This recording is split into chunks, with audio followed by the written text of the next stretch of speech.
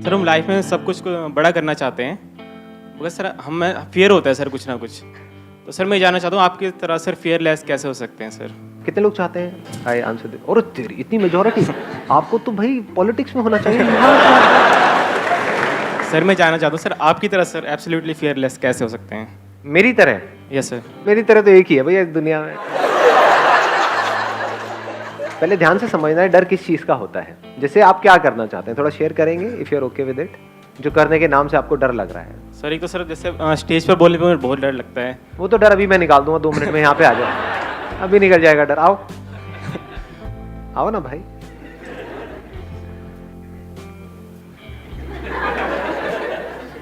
Thank you sir. अब बताओ क्या डर है इसके अंदर? इन खचरों से क्यों डर रहे हो?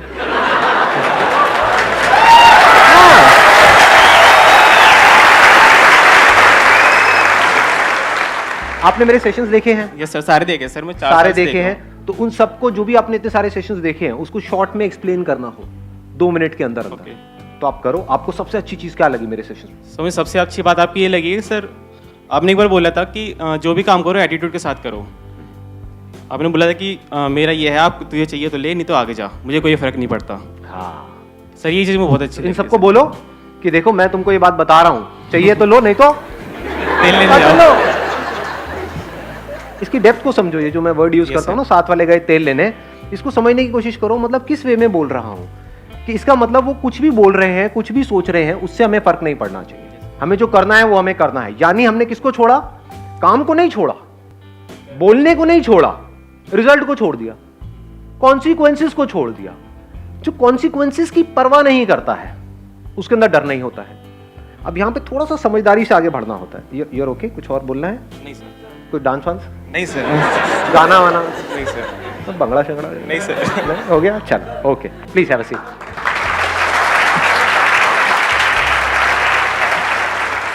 इसको मैं थोड़ा सा और बिल्ड करूंगा इस पर्टिकुलर पॉइंट को, क्योंकि बड़ा इंटरेस्टिंग है। मैंने क्या कहा? कॉन्सिक्वेंसेस को छोड़ दो। तो किन कॉन्सिक्वेंसेस को हम छोड़ें? 2 तरह के, एक है फिजिकल, एक है साइकोलॉजिकल। साइकोलॉजिकल कॉन्सिक्वेंसेस को छोड़ दो, फिजिकल के लिए प्लान कर लो। मतलब कि कोई काम आप करने वाले हो, आपको डर लग रहा है, पहले आपको देखना है किस वजह से डर लग रहा है। दैट फियर इज साइकोलॉजिकल और दैट इज फिजिकल। जैसे मैं एक पहाड़ के ऊपर खड़ा हुआ हूं, मुझे डर लग रहा है यहां से नीचे छलांग लगाने में, तो वो लगना भी चाहिए। That is not psychological, that is what? Physical.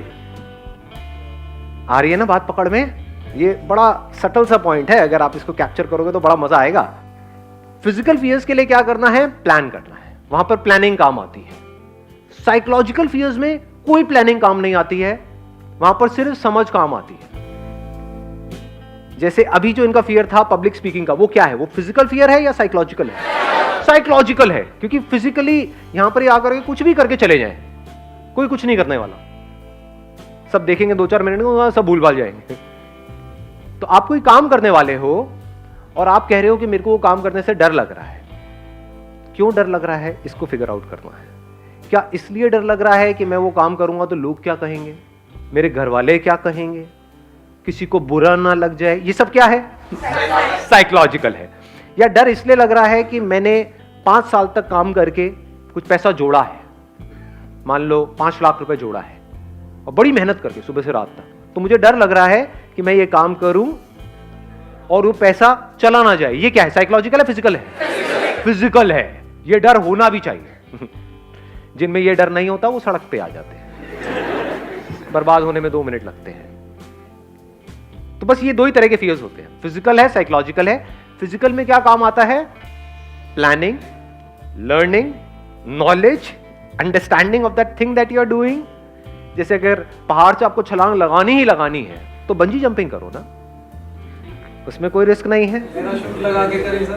Parachute तो इतनी जल्दी नहीं खुलेगा, ट्राई मत करना भाई साहब, उसी पैराशूट में आपको ले करके जाएंगे।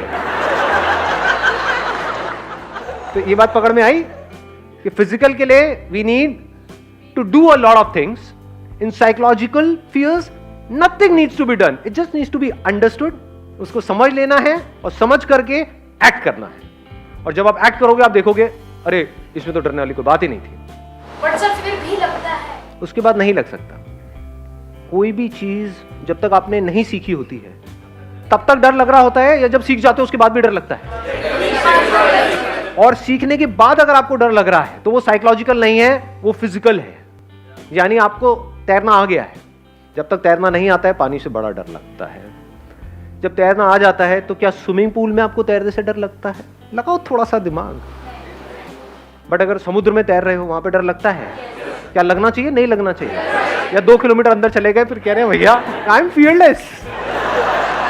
समझ पा रहे हो? तो सीखने के बाद भी अगर आपको डर लग रहा है, there is a strong possibility that is a physical fear, not a psychological fear. और वो होना भी चाहिए। इन दोनों के बीच का फर्क अगर हमको समझ आता चला जाता है तो हमको बिल्कुल क्लियर हो जाता है कि किस तरह से अपनी लाइफ में आगे बढ़ना है। साइकोलॉजिकल फियर्स धीरे धीरे जैसे जैसे हमारी समझ गहरी हो जाती है जीरो हो जाते हैं। मर गया तो क्या होगा? ये क्या है? ये फिजिकल है या साइकोलॉजिकल है? आराम से सोच के बोलना। मेरे साथ में जो लोग हैं वो मर गए तो क्या होगा? ये फिजिकल है साइकोलॉजिकल है? साइकोलॉजिकल है। लेकिन अगर आप अंधेरी रात में दिया तेरे हाथ में और आप चले चले जा रहे हो किसी सुनसान सड़क पर और आपके सामने से कोई 2 बंदे आ रहे हैं गन लेकर के या नाइफ लेकर के, अब आपको डर लग रहा है, ये क्या है? फिजिकल है। ये होना भी चाहिए। ठीक है, बॉन्ड नहीं बनना है बेकार में जी। समझदारी से आगे बढ़ना है लाइफ में। अगर इस तरह से आप अलग अलग करके देखोगे तो ऐसा कोई डर नहीं है इस दुनिया में जिसको कॉन्कर ना किया जा सके।